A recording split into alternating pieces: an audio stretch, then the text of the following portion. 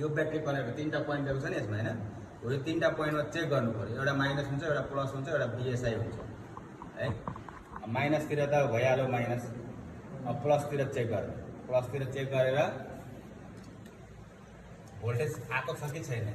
यदि आको छ भने तपाईले चार्जिङ पिन फेरेको ठीक हो यदि आको छैन भने चार्जिङ पिन फेरेको ठीक भएन मिलेन यो पोइन्टहरु यहाँ थोप्ला थोप्ला दिएको छ कता यताबाट यस्तो सेतो देख्नुपर्छ नि हो यो सेतो भनेको पोइन्टहरु हो यो पोइन्टहरु मिल्नु पर्छ ठ्याक्कै बस्नु पर्यो ठ्याक्कै सोल्डिङ हुनु पर्यो एउटा एउटा पोइन्ट सोल्डिङ गर्नु पर्यो